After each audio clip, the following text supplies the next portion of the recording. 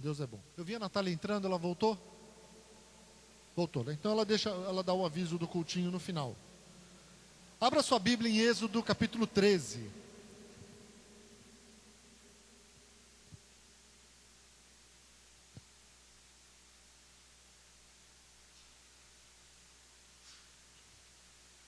Quem está com frio? Quem está com calor? Mais gente com calor do que frio. Amém. Vencer os calorentos.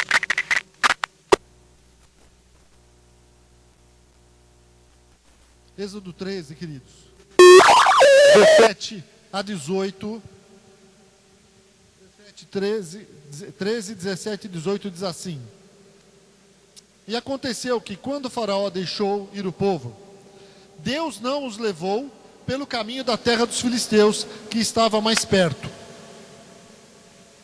Porque Deus disse, para que, porventura, o povo não se arrependa, vendo a guerra, e tornem ao Egito. Mas Deus fez rodear o povo pelo caminho do deserto, perto do Mar Vermelho. E subiram os filhos de Israel da terra do Egito, armados. Na tradução da nova linguagem de hoje, diz assim: quando o rei deixou que o povo israelita saísse do Egito, Deus não os levou pelo caminho que vai pelo país dos filisteus, embora fosse o mais curto. Deus pensou assim: não quero que os israelitas mudem de ideia e voltem para o Egito quando virem que terão de guerrear. Por isso Deus fez com que o povo desse uma volta pelo caminho do deserto, na direção do Mar Vermelho. Os israelitas saíram do Egito armados para guerrear. Então, amados, quando Deus tirou o povo do Egito, o caminho mais rápido, o caminho mais curto para chegar à terra prometida, que era o destino deles, o desejo deles, era o caminho que passava pela Filistia, que era a terra dos filisteus. Um povo guerreiro, né? Fortemente armado. E não era nada amistoso. E por ali a viagem iria durar de 8 a 10 dias. Porém Deus os levou pelo sudeste na direção do Mar Vermelho. Ali não havia estradas, pontes e nenhum sinal visível que os orientasse. O outro caminho já era estrada feita pelos homens, caminho com recursos, com água, com tudo. Pronto. Mas Deus levou eles pelo caminho mais longo, que não tinha recurso nenhum, não havia recursos naturais, não tinha nem água no caminho que Deus os fez passar.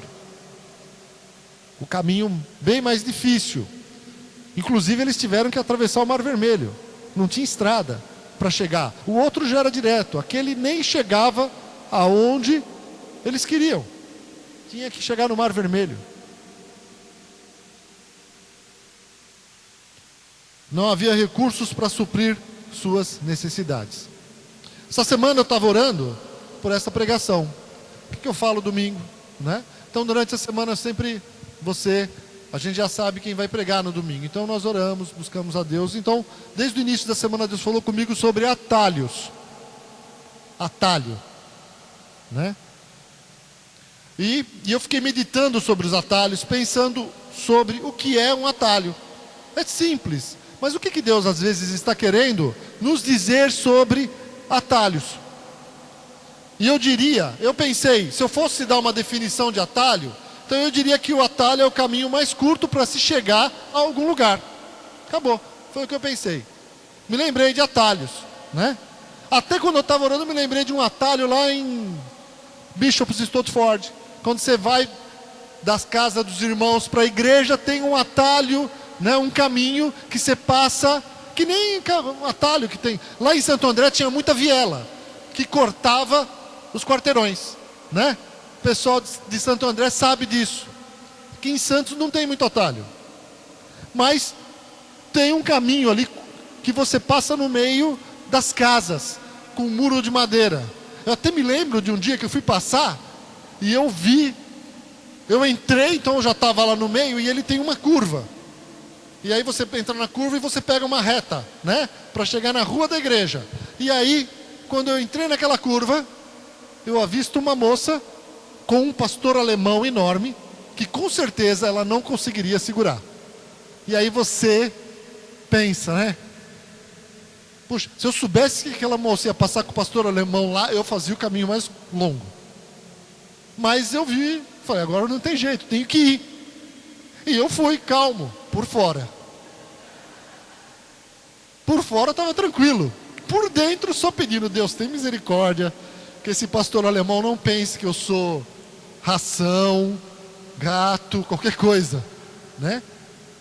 Que ele não me veja como inimigo. E ele passou olhando para mim, a moça segurando ele firme, e ele nem ligou para mim, mas olhou assim, e eu passei quietinho, certo? Só dando uma olhadinha de lado. E foi tudo bem. Mas me lembrei de um atalho. Então, atalho é um caminho mais curto para se chegar a algum lugar. Então, você usa os atalhos, certo? Então, no dia a dia, um atalho como esse é normal, sem problema, né? Pegar um atalho. O dicionário diz que atalho é caminho fora da estrada principal, pelo qual se encurtam distâncias. E também expediente para evitar demoras, né? Então aí já sai da estrada e vai para uma situação onde você tem um atalho para evitar uma demora, ficar esperando alguma coisa por muito tempo. Na prática, na vida, os atalhos nem sempre encurtam as distâncias. Pelo contrário, eles aumentam o tempo para se chegar a um alvo, para se chegar à realização de um sonho, para se concretizar o propósito de Deus em nossas vidas. Amém? Por exemplo, eu estava orando aqui sexta-noite. Eu estava passando ali e eu pensei, puxa vida, um exemplo sobre atalho. Nós tivemos uma vigília, orava, né? Então a gente fica pensando. Aí eu lembrei, remédio para emagrecer, é um atalho. Remédio para emagrecer. E eu fiquei pensando, né? O que o remédio... Às vezes o remédio para emagrecer, ele atrapalha. Não é? Eu até anotei algumas coisas, é um atalho que geralmente produz problemas no sistema nervoso. Mulher toma remédio para emagrecer, ela fica nervosa, fica irada. Ela fica preocupada com o corpício dela, então a necessidade dela de olhar para o espelho e se ver magra. Mas ela fica louca depois. Fica com o corpo magro, mas fica nervosa, irritada, não dorme direito, produz insônia. As mulheres nem dão risada, né? Os homens podem falar, né? Diz aí o que vocês quiserem, cutuca. Mas remédio para emagrecer é um atalho. Produz problema na tireoide, dá o efeito sanfona, vicia, dá insônia, depressão e outros. Estou falando mentira? Não. Por quê? É mais fácil, eu vou tomar um remédio porque eu não preciso fechar a boca, aí o remédio me faz fechar a boca. Então você quer encurtar um caminho, e você quer chegar logo no teu alvo com um remédio, que pode te trazer um prejuízo, às vezes, para o resto da tua vida. Eu pensei em remédio para emagrecer, mas tem outros remédios que podem fazer isso, dependendo do que você toma e para quê, e se é ou se você necessita ou não. Há pessoas que compram o seu diploma de faculdade, é um atalho, né? Eu não conheço ninguém aqui na igreja, fique em paz, viu, queridos, que tenha comprado um diploma, não sei de ninguém, mas eu lembro de pessoas que eu conheci, que compraram. O que é isso? Eu não quero pagar o preço de ir lá 4 anos, 3 anos, 5 anos, dependendo do curso, 3, 4, 5 anos, né? Não quero ter que ir, dá trabalho. Eu fiz faculdade, dava trabalho, tinha que ir lá, acordar cedo, cansava. Eu me lembro que eu tinha o dia no mês que eu faltava para dormir, tamanho cansaço, né? Tinha gente que fazia isso, eu lembro da minha cunhada, fazia. Tinha aquele dia que você quer dormir, você está cansado, porque levanta cedo, vai para o trabalho, chega do trabalho, vai para a faculdade, alguns iam direto. Então eu tinha o dia que eu chegava em casa, saía do trabalho, chegava em casa, jantava, tomava um banho e falava, olha gente, estou indo dormir, não me acordem. 7 horas, 7h15, eu ficava assim vibrando, eu falei, eu vou poder dormir 11 horas, porque eu vou acordar 6 da manhã. Que bênção! Eu durmo, hoje eu vou tirar, né? 2, 3 semanas sem dormir direito. Hoje eu durmo gostoso. E ia dormir, porque dá trabalho. Mas é isso. Então, amados, quando entramos num processo mais perigoso de corrupção, da desonestidade para ganhar dinheiro, o preço ainda vai ser mais caro. Uma hora você é pego. O que as pessoas querem? Querem a felicidade, querem um conforto, sossego, cobiça, ganância. Então ela quer encurtar a distância para chegar ali, não é? E o que a gente tem visto hoje? Toda essa tropa do mensalão está sendo julgada. Chegou a hora deles. Está todo mundo vibrando. Condena os caras, não é? O pessoal fica ali vendo. Porque é um processo que não era muito comum na nossa nação. Mas chega uma hora que o cara é pego. Os bandidos, essas quadrilhas que se montam, ganham dinheiro, ficam ricos, de repente pega todo mundo, vão lá, prende toda a quadrilha, já estão investigando. Por quê? Querem ganhar dinheiro fácil, querem pegar o atalho. Não quer trabalhar da forma correta, quer, né? Tranquilidade. Então isso é perigoso. E muitos deles descobrem que não valeu a pena. Que não vai valer a pena pegar atalho. Certo, queridos? Tá claro isso? Tá tranquilo? Por que Deus não deixou os hebreus passarem pela terra dos filisteus? Porque eles não estavam preparados para enfrentar os filisteus. 1 Coríntios 10, 13 diz assim. Vou esperar você abrir. 1 Coríntios 10, 13.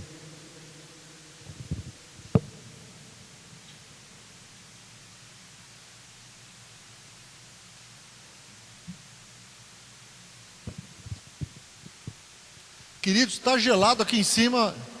Acho que esse ar-condicionado aqui está funcionando.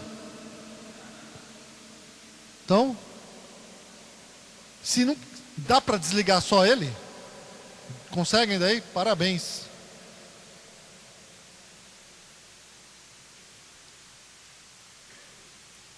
Isso aí, queridos.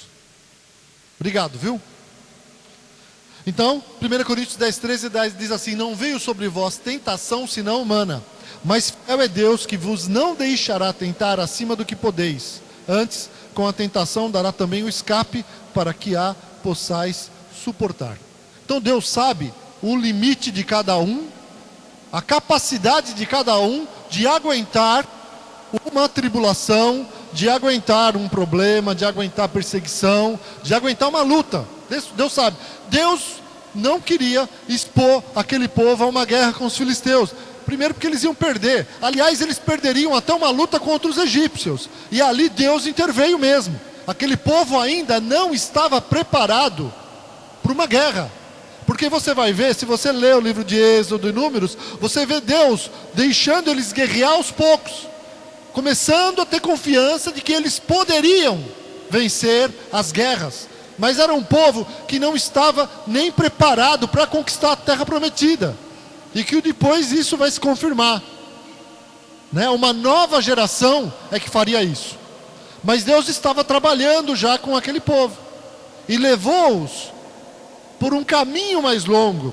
Por isso, por amor. Deus conhece a estrutura deles. No Salmo 103, 13 e 14 diz assim: como um pai se compadece de seus filhos, assim o Senhor se compadece daqueles que o temem. Pois Ele conhece a nossa estrutura, lembra-se de que somos pó. Então Deus sabe qual é a nossa estrutura. Deus conhece a estrutura de cada um. Ele sabe o que você suporta, Ele sabe o que você aguenta. Ele sabia que aquele povo não ia aguentar uma guerra com os filisteus. Então poupou eles daquilo, faz um outro caminho, porque eu vou trabalhar com vocês. Deus sabe quais são nossos limites, Deus sabe que somos feitos de pó. Houve um tempo em que seu povo não poderia enfrentar os filisteus, e houve tempo em que eles destruíram os filisteus. Amém? Chegou a hora certa, chegou o tempo em que eles destruíram completamente os filisteus. Já um pouco antes de Davi, Saul começou a vencer os midianitas e os filisteus, mas foi derrotado. Quando Davi aparece, ele já enfrenta o campeão dos filisteus, logo de cara, Golias, e vence Golias, e ali Deus dá uma grande vitória.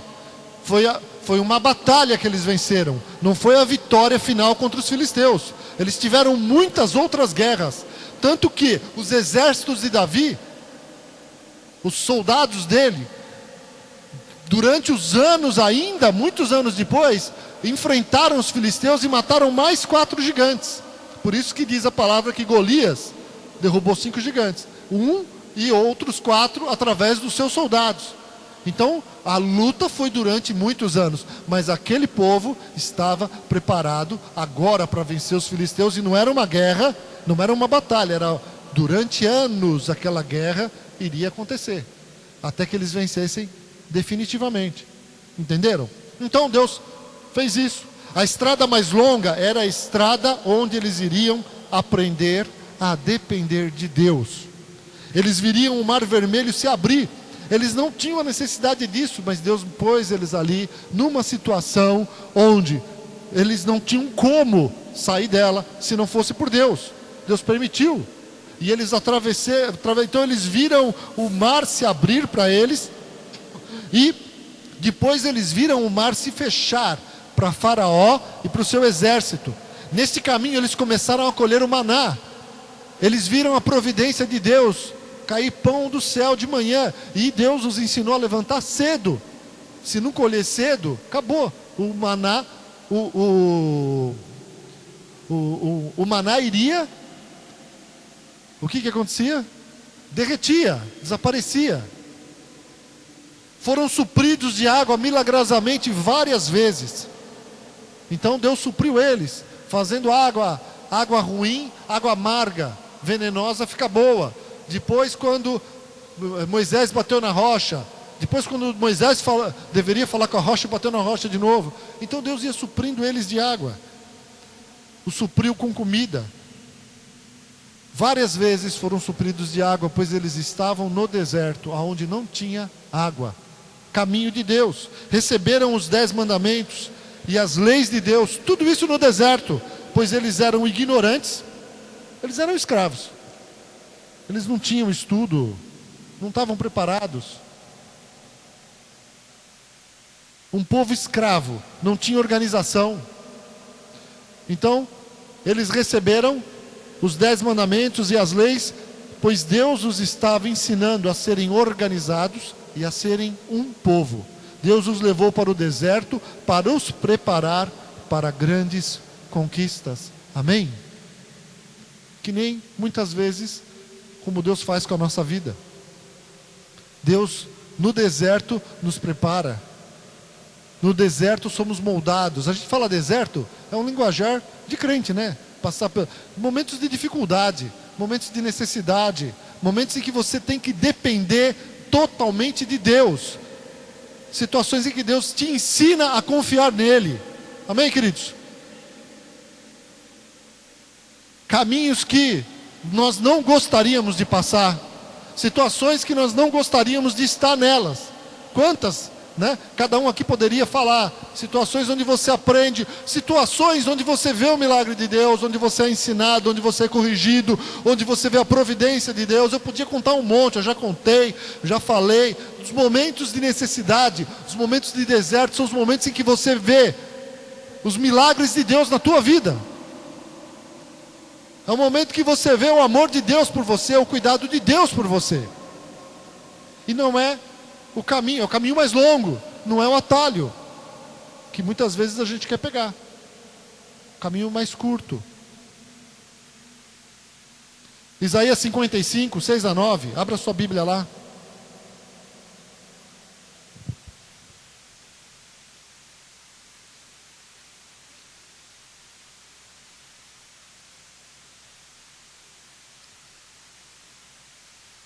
Glória a Deus, amados.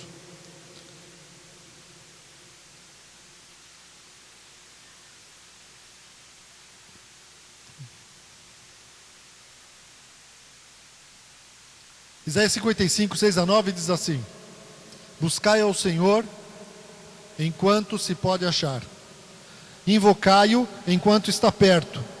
Deixe o ímpio o seu caminho e o homem maligno os seus pensamentos, e se converta ao Senhor, que se compadecerá dele. Torne para o nosso Deus, porque grandioso é em perdoar. Porque os meus pensamentos não são os vossos pensamentos, nem os vossos caminhos os meus caminhos, diz o Senhor. Porque assim como os céus são mais altos do que a terra, assim são os meus caminhos mais altos do que os vossos caminhos, e os meus pensamentos mais altos do que os vossos pensamentos. Amém, queridos? Então, caminho de Deus muitas vezes não é o nosso. Pensamento de Deus muitas vezes não é o nosso. E Deus nos leva pelo caminho onde Ele vai nos tratar, vai nos abençoar, vai nos corrigir. O caminho que Ele sabe que nós necessitamos e precisamos. Eu fico pensando muitas vezes pegar atalho, que nem o povo de Israel, Deus livrou eles dos filisteus. Às vezes pegamos um atalho e vamos entrar em situações que nós não estamos preparados para entrar. Situações em que a gente vai sofrer, porque entrou lá no atalho, foi pegar um caminho errado, foi fazer coisa errada, né? E às vezes o caminho fica mais longo, geralmente fica mais longo. E há situações em que você tem que voltar lá no início, aonde era o caminho que você achava mais longo, e tem que começar de lá. Porque tomou os atalhos na tua vida e sofreu. Deu com a cabeça na parede. Vamos lá. Então, amados, dois conceitos para a gente refletir melhor sobre o caminho de Deus: concreto e abstrato. Concreto no dicionário, que existe em forma material, que tem consistência mais ou menos sólida, um objeto determinado, algo determinado, claro e definido, né? Concreto não precisa necessariamente ser o concreto que você põe na parede, mas é algo definido, algo que você já sabe que vai acontecer, que já aconteceu, né? Então, recebi o meu salário, foi depositado na conta, está lá, você olha, está concretizado, está ali o meu recurso. É algo concreto. Abstrato, ou abstrato no dicionário, não corresponde a algo concreto ou sensível que você toca, que é de compreensão difícil, obscuro, oculto e escondido. Esse é muitas vezes o que Deus usa para nós, né? Coisas abstratas. Deus vai fazer isso, Deus vai fazer aquilo. O caminho de Deus muitas vezes é crer no abstrato. Eu vou dar um exemplo aqui, vai ficar mais claro. O caminho de Deus muitas vezes é crer no abstrato, naquilo que não é concreto, que você não toca, que não é sensível, que é obscuro, que é oculto, que é escondido. Vejam o José do Egito, né? Vocês conhecem a história do José do Egito, filho de Jacó, o filho mais novo no seu tempo, e que os seus irmãos ficaram com raiva dele, porque ele era muito fiel, obediente, prudente ao seu pai, prudente com as suas coisas, e contava para o pai o que os irmãos faziam de errado, porque os seus irmãos não eram flor que se cheira, né? Os caras não eram brincadeira, a ponto de venderem ele, e queriam matá-lo.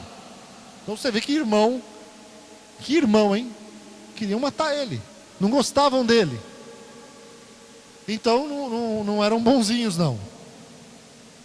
E ele recebe um sonho de Deus. Esse José, novo, 16 anos, recebe um sonho de Deus. E ele vê seus pais e seus irmãos, ele conta para os seus pais e para os seus irmãos, e eles não compartilham deste sonho. Pelo contrário, eles são contra o sonho. Não gostaram de ouvir aquele sonho, que eles iriam se prostrar diante de José, né? Tinha o sonho que o sol, a lua e as estrelas se prostravam diante dele. Então ele não gostou nada disso. Os seus familiares não gostaram desse sonho. E com isso, o que acontece? Resumindo aqui, seus irmãos o vendem, falam, quando vem, bem longe de casa, dizem, lá vem o sonhador mor, aí armam contra ele para matá-lo. O irmão mais velho não deixa que matem ele, mas deixa que o vendam, venderam ele, né, para os ismaelitas, e ele acaba indo para o Egito. Então Deus vai levá-lo à concretização daquele sonho. Olha que situação. Deus vai. Então foi algo abstrato que Deus mostrou que um dia aconteceria para ele. Ele nem imagina como Deus vai fazer isso. E aí Deus vai levá-lo à concretização deste sonho. De que forma? Eu até brinco um pouco. Ele se forma na faculdade de economia, alcança grandes cargos por causa do seu profundo conhecimento econômico. Empresas no Egito o contratam. Faraó fica impressionado com os resultados que ele alcança, e ele é convidado a ser ministro da economia. Certo? Não é assim. Essa seria a maneira mais fácil. Não. O caminho de Deus, como nós acabamos de ler, não são os nossos caminhos. Os pensamentos de Deus não são os nossos pensamentos. Você às vezes está pensando, Deus vai fazer assim, Deus vai fazer dessa forma. Irmãos, Deus nunca faz do jeito que a gente pensa. Não, sempre é o socorro, o milagre, o escape, a situação dele de livramento. É sempre do jeito dele, para aqueles que confiam nele e não se desviam dele. Traído pelos irmãos, como é que é o caminho? Chega na terra dos seus sonhos, o Egito. Como? Como escravo, amarrado e humilhado. Então você imagina como é que está o pensamento de José, que se passa na cabeça desse jovem. Sofre uma tremenda injustiça e vai para a cadeia. Ele é acusado de assédio sexual contra a esposa do Potifar. Vai preso, vai para a cadeia. Então, amados, na caminhada com Cristo, não importa o que você passe, honestidade e integridade são essenciais para o cumprimento dessa caminhada. O que José fez na cadeia? Ele foi honesto. Aliás, desde quando ele saiu do Egito, ele continua honesto. Ele continua fiel a Deus. Foi honesto, foi íntegro, foi justo, foi dedicado. Tanto na casa de Potifar, como na cadeia, ele continua sendo dedicado, continua fazendo a parte dele. Quem de importância estava vendo José na cadeia? Seus irmãos? Seu pai? O faraó? Não. Só Deus estava vendo Josué. O tempo todo, alguém de importância que via José? Estou falando de Josué? Misericórdia. José, quem é que via? Era Deus. José deu o seu melhor e Deus estava vendo. José era íntegro e só Deus estava vendo. Amém? Então, amado, na caminhada cristã, faça o seu melhor. Deus está vendo. Amém? Deus está olhando a sua vida.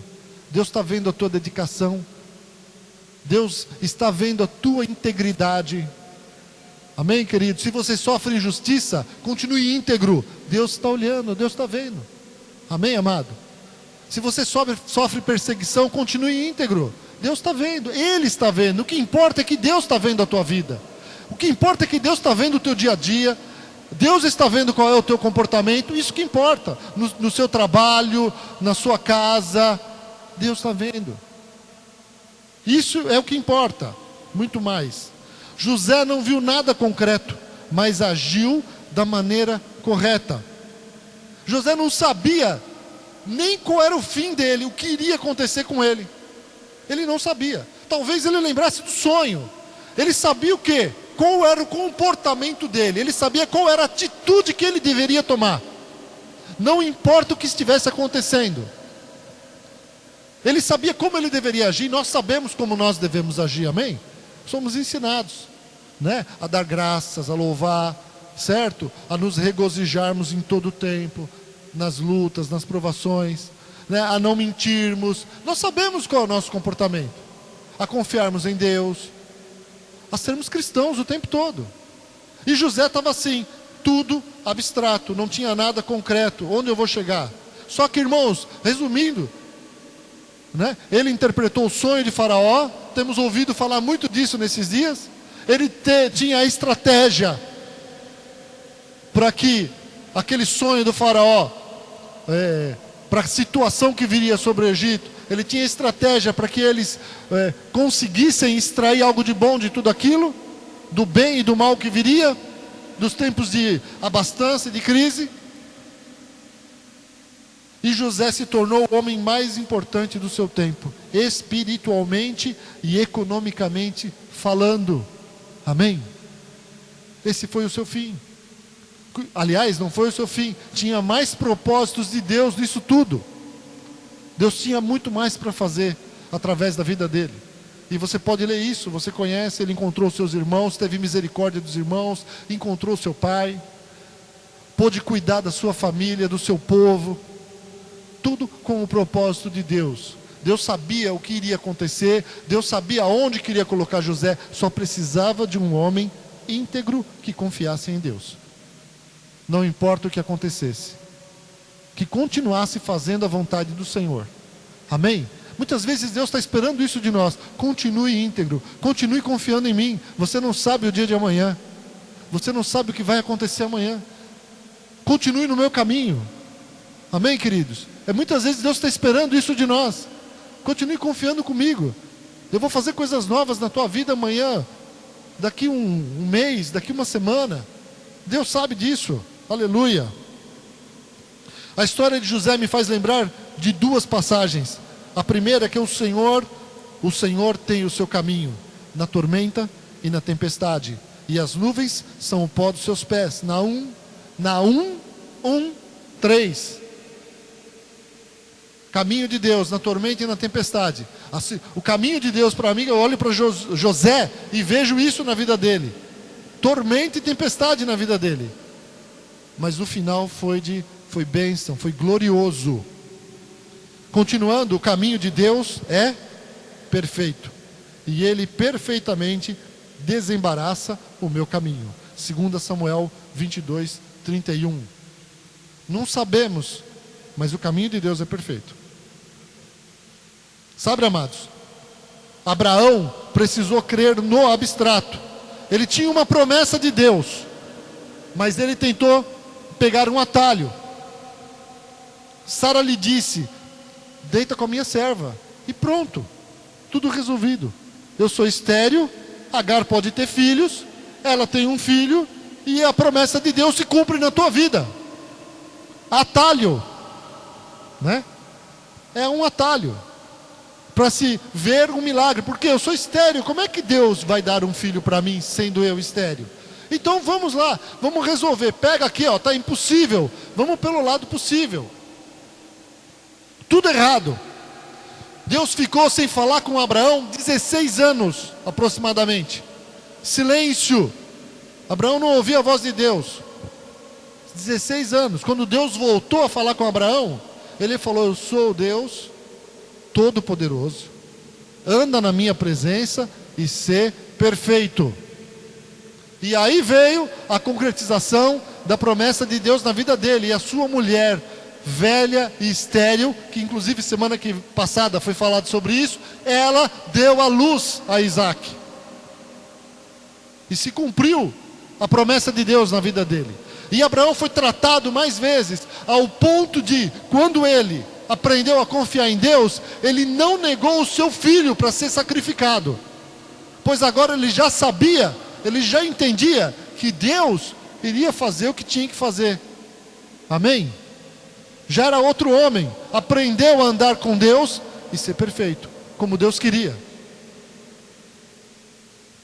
Glória a Jesus. Sabe, amados, há momentos na vida em que você vai olhar para trás e vai perceber que o caminho mais curto para alcançar as promessas de Deus, ser feliz, ser próspero e etc., era o caminho que lhe parecia mais longo lá atrás. Era aquele que lá atrás você olhava e parecia o caminho mais longo. Você olha um dia e fala, puxa, aquele caminho era o mais curto.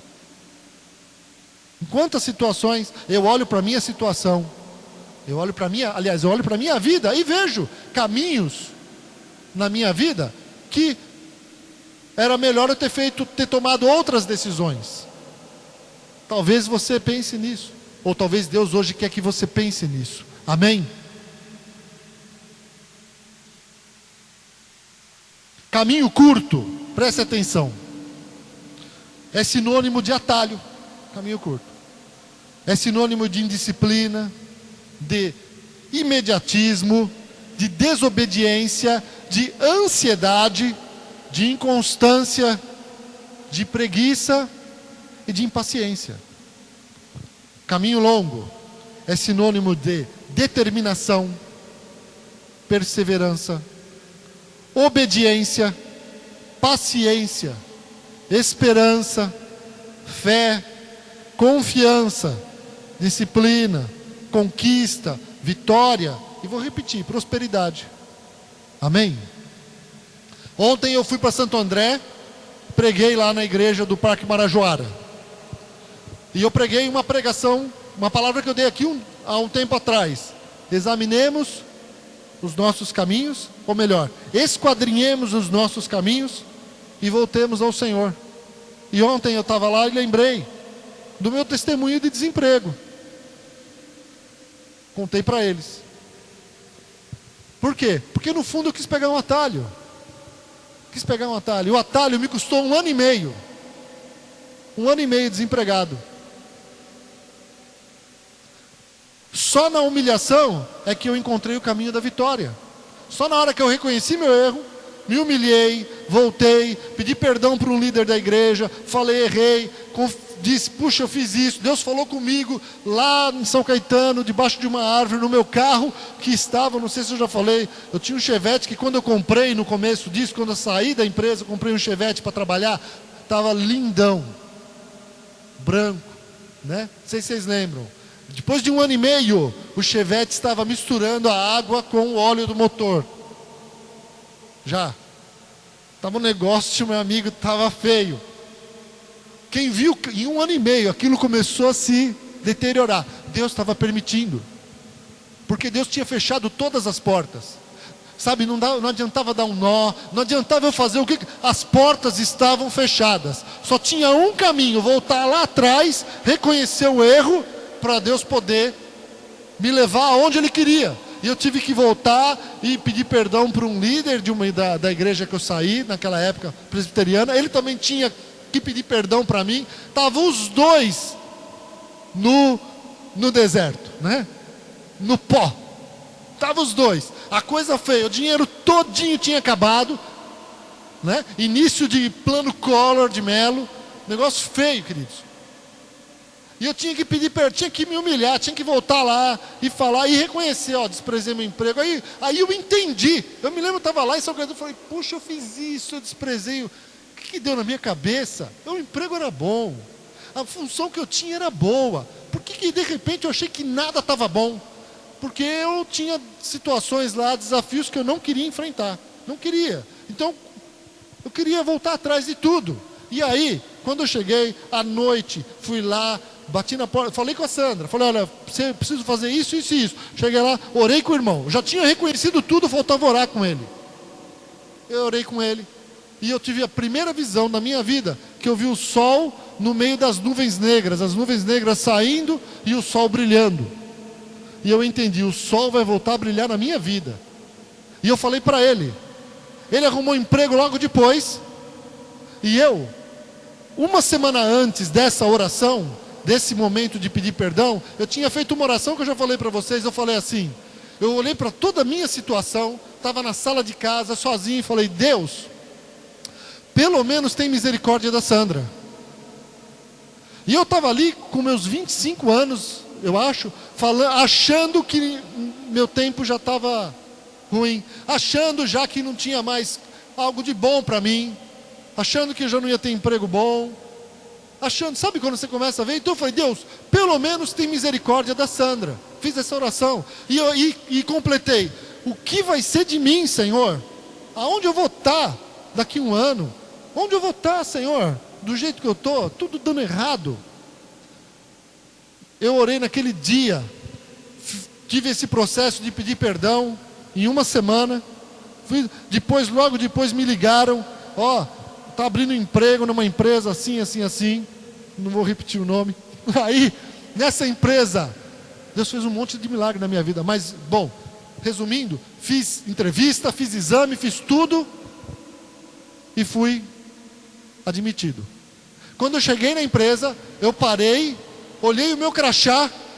Eu me lembro até hoje, eu estava no escritório, me lembro como se fosse hoje, no escritório de vendas da empresa, mesa assim, onde os vendedores se reuniam. Eu catei um emprego bom, com carro, com tudo, com salário bom, com prêmio. E eu peguei meu crachá, olhei a data, e aí Deus na hora falou comigo: você lembra a oração que você fez há um mês atrás? Em um mês, tudo mudou na minha vida. Em um mês, eu estava empregado, com um emprego bom, com tudo que eu queria, que eu sonhava, que eu esperava, abençoado. Tudo ali. Tinha lutas, teve lutas lá. Aliás, as lutas que eu deixei na outra empresa estavam me aguardando ali, me esperando. Só que agora eu já sabia que não adiantava pegar atalho, porque as portas iam se fechar e o caminho ia ser mais longo. Está entendendo? Veio a bênção de Deus. Em um mês veio o milagre, veio a solução que Deus. E às vezes a gente está ali olhando para a nossa vida e fala: Deus, o que vai ser de mim, Senhor? Você não sabe, irmãos.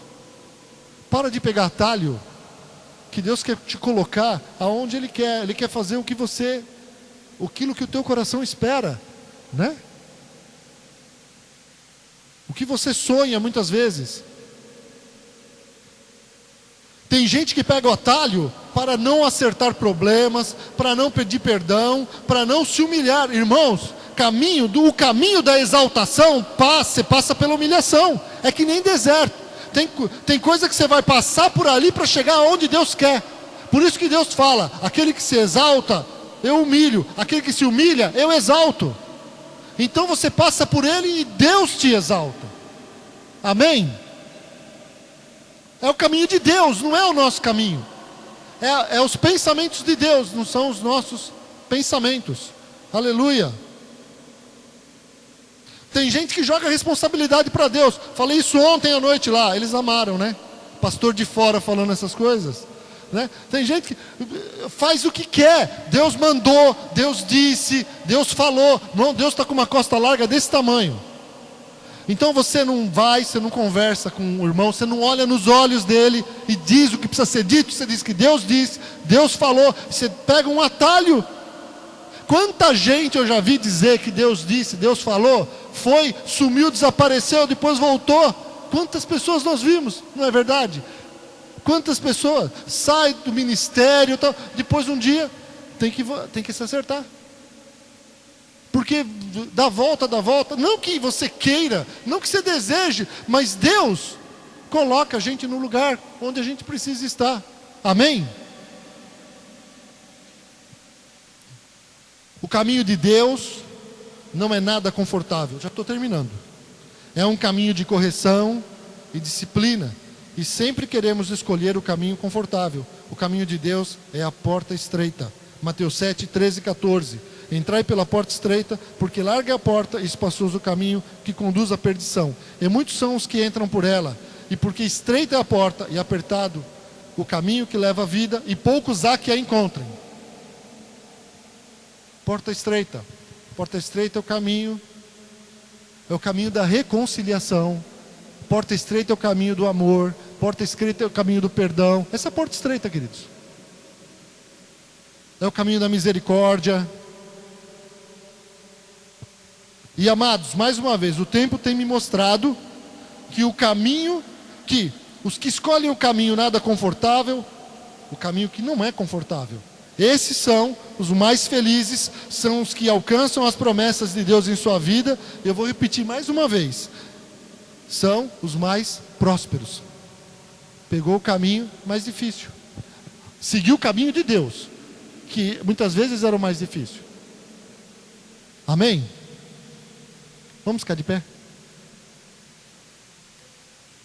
Glória a Deus. Quando eu estava lá, eu contei o testemunho do Teco também.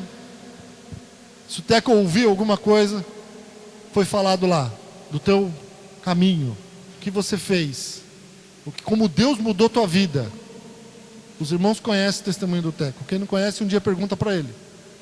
Amém?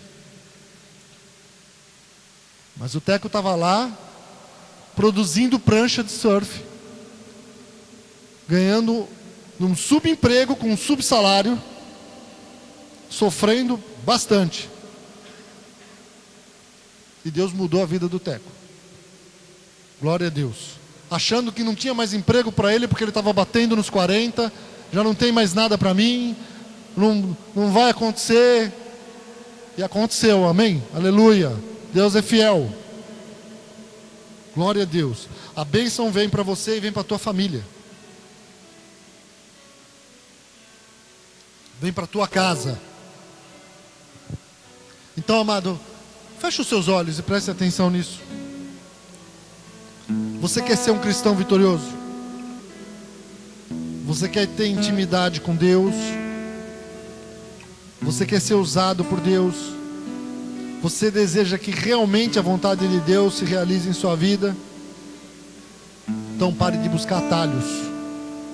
Atalhos para ser feliz. Pare de tentar encontrar um caminho mágico.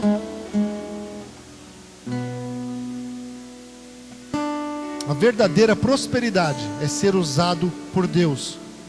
É Deus estar presente em sua vida e em sua família. Glória a Jesus. Então, irmão, de olhos fechados, eu quero fazer uma oração aqui. Não quero me alongar. Primeiro eu quero saber se há alguém aqui que quer entregar sua vida para Jesus hoje. Jesus diz que não tem atalho para se chegar a Deus. Ele diz assim: eu sou o caminho, a verdade e a vida. Ninguém vem ao Pai senão por mim. Só tem um caminho, segundo a palavra de Deus, de se chegar a Deus. É através de Jesus Cristo. É recebendo como Senhor e Salvador da sua vida. Não existe atalho para isso.